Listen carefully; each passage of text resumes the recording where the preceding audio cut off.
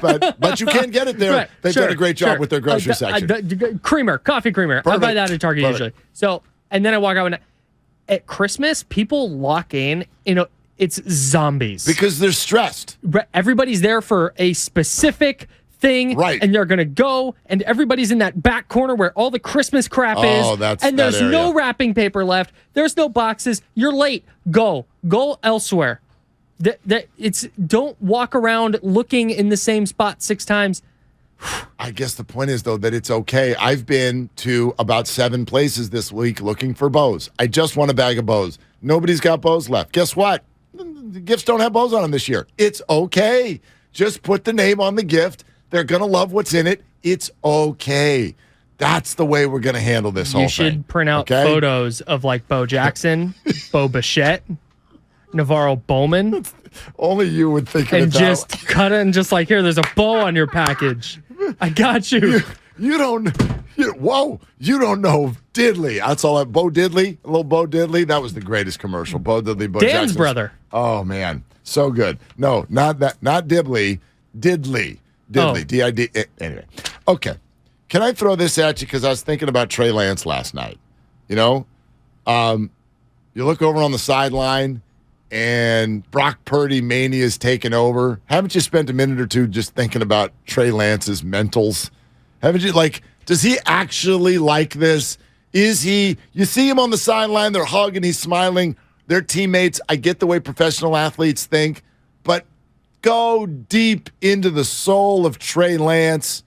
Is he excited about what he's watched take place this year with Brock Purdy? And here we are, even yesterday, having conversations about what he needs to do to be the presumptive starter next year. And if that takes place, Trey Lance actually spent a sum total of 2 games as the presumptive starter for the San Francisco 49ers. And he will be in his 3rd year after being drafted 3rd overall and a mountain of assets going the other way in order to get him. That's weird. Do you think he's enjoying this?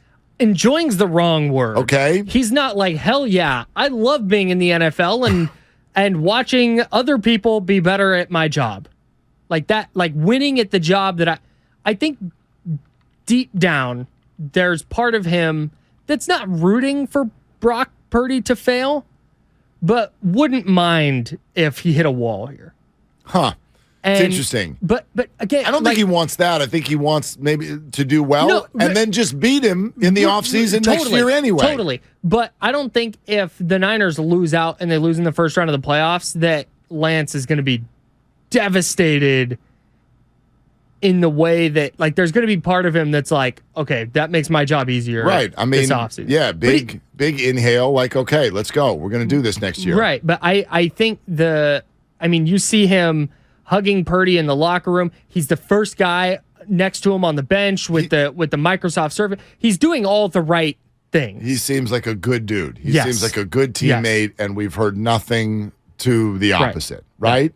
So, but I was thinking about him last night, especially when I read this from Robert Saleh, head coach of the Jets, former defensive coordinator for the 49ers, of course. And one thing I've really tried to do with this whole Brock Purdy mania is not allow it to turn into a negative narrative toward Trey Lance or Jimmy Garoppolo. No, it's not. Like, I'd much rather be like, this is pretty amazing. Like, look at what this kid is doing. Yeah. And yes, we can talk about the little things that Brock does differently than Jimmy. Yeah, he moves better so he can prolong plays. All of that stuff is true, but you're never going to take away that Jimmy Garoppolo was a very successful quarterback and left on a 5-game win streak. And if he is done here, that's how I'm going to remember him. You remember him how you want, that's fine. But I'm not going to turn Brock playing well into, see, Jimmy stinks, and actually Trey never even got out of the starting gates.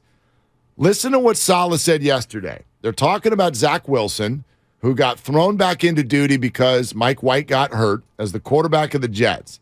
And last week they went down to the wire with the Lions and they lost 20-17. And the Jets have fallen to 7-7 after a good start. And this conversation came out of asking Saleh, hey, who's your starting quarterback next week? Well, we're not committed yet to either of them. We got to see about Mike's health. And we thought Zach did some good things. We'll see who's going to be the starting quarterback this week. But Saleh goes on to say, quote, and this is about Wilson, The frustrating thing is that this kid is going to be a good quarterback, but the NFL and this new instant coffee world that we're in just doesn't want to give people time. So we look at him, and he's nitpicked with a fine-tooth comb. Let's focus in on the instant coffee world we're in. Robert Saleh is telling you it is way too soon to assess Zach Wilson. You've got to give him time in order to grow, show what he can do, all of that. Now, you can either agree or disagree, but for comparison's sake, the guy who Robert Saleh says needs way more time for you to assess him. He has already played in 21 NFL games, and so far, he has attempted well over 600 passes, 607 passes to be exact, for Zach Wilson. How do you think that compares to Trey Lance? Trey has played in 8 total games, and we know that some of those were just like that game in Detroit where they're like, yeah, just come in and throw the ball in the end zone and touchdown and move on. He has started 4 games. He has attempted 102 total passes. I was going to say 100. 1/6 of what Zach Wilson has thrown, yet Sal is telling us way too early to assess Zach Wilson. And he has literally played 6 times as much as Trey Lance. Yet I hear people all the time right now starting to move the ball down the field in terms of assessing Trey Lance and thinking, yep, I saw it. It didn't work. That's crazy. It is. That's crazy. It is. But, you understand why, though. Like, Because there's what feels like a different, better option in the moment. Yeah. And if the Jets had that, there would be pressure for them to do it too, and they don't really have that. Mike White's been fine. And I just think the bar got set so high for Lance, right? Like, they made this move because they wanted to get one of those quarterbacks that, hey, you don't need a top 3 defense to win with this quarterback or top 5 defense to win with this quarterback.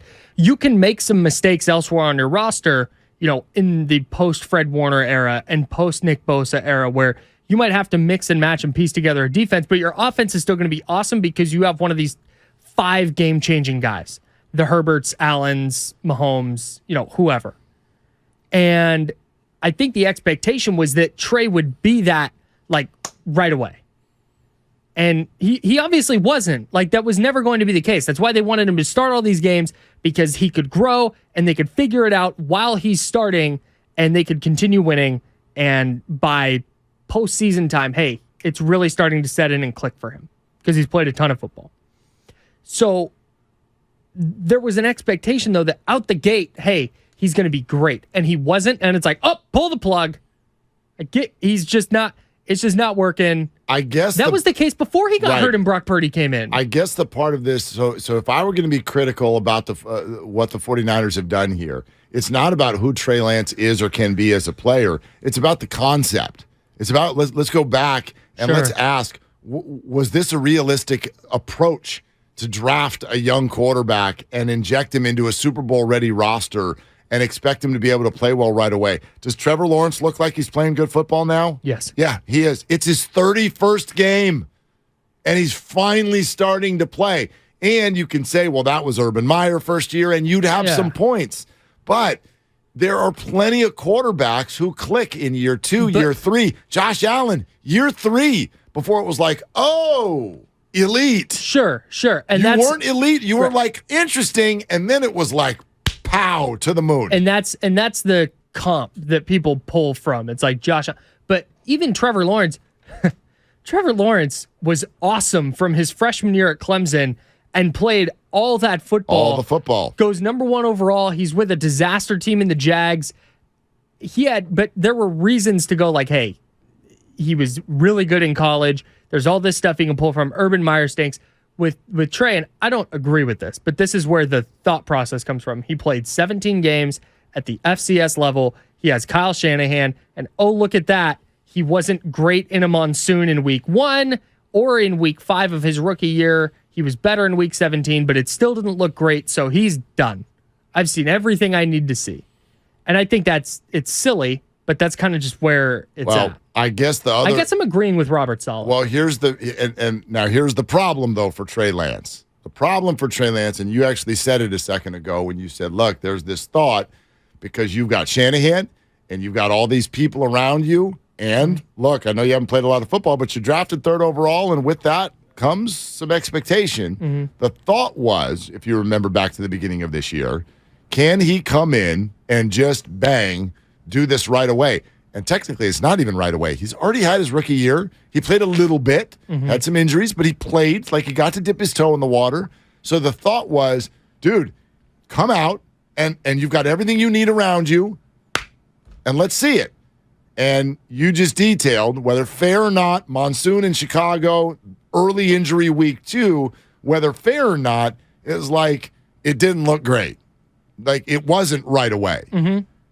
And then what happened was Brock Purdy came in and looked great right away. Looks good. No, great. He looks great. Very much. You can tell he's played a ton of football. So there's no ramp up. Right. Now, yes, it's been 3 games. He could hit a wall. This could go sideways. I acknowledge all of that. But what we wanted Trey to do, he didn't do, and maybe it was unfair to even ask him to do it. But before we could settle with the idea that it was unfair for us to ask him to do it, someone else came in and did it. Right.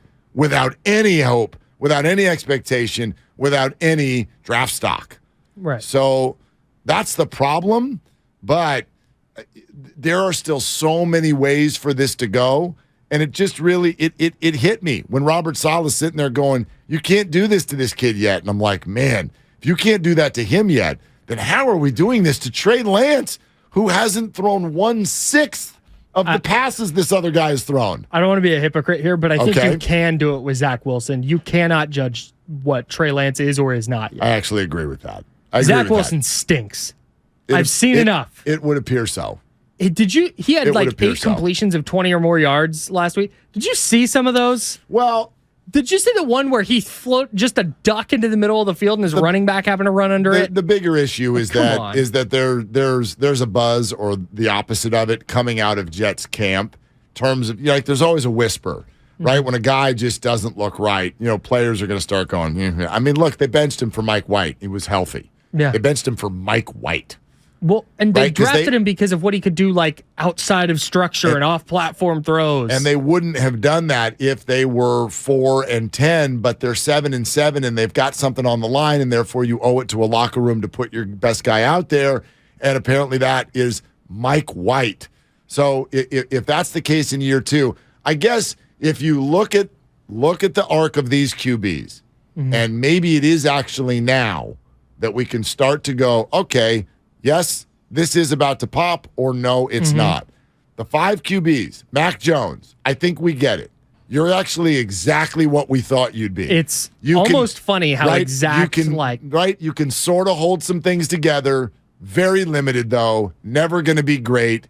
And so, Not going to be the rising tide that lifts all boats. And that's why there was such a frustration out here with the idea that they traded up for Mac Jones. Right. It's like, dude, just rock with Jimmy if you're going to do that. Exactly. Exactly. Don't get a cheaper version of someone you hope might be Jimmy Garoppolo at a certain point. But look at the other ones. Who suddenly popped 6 weeks ago? Justin Fields, Trevor Lawrence, both of them. And I don't know about Fields still as a traditional quarterback, but my gosh, he's elite running the ball in his touchdown run the other day was asinine. Lamar plus sort of talent in terms of running the football out of the quarterback position.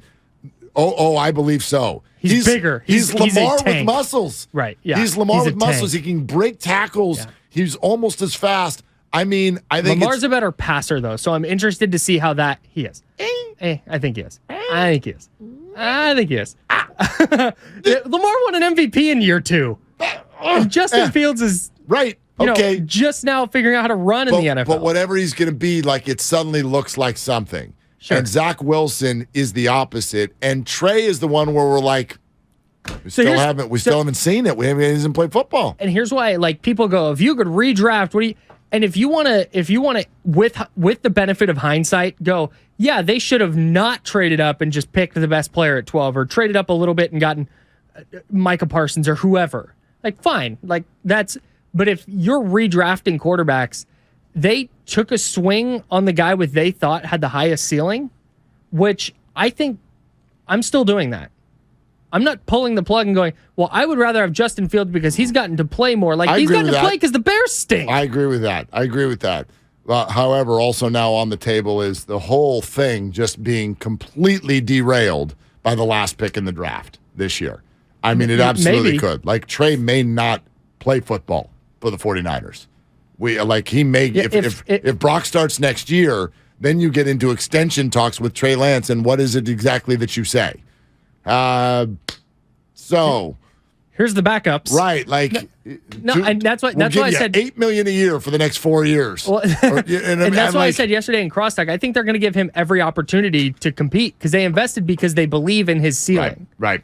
All right, Matty Barrows gets into this conversation coming up next, and what's up next on the game is brought to you by Fremont Bank, full service banking, no compromises. Kyle's in for Dibs, chatting 49er football, the Warriors at MSG tonight, and TikTok. We're waiting on news from the Giants who have postponed their Carlos Correa press conference right here on 95.7 The Game.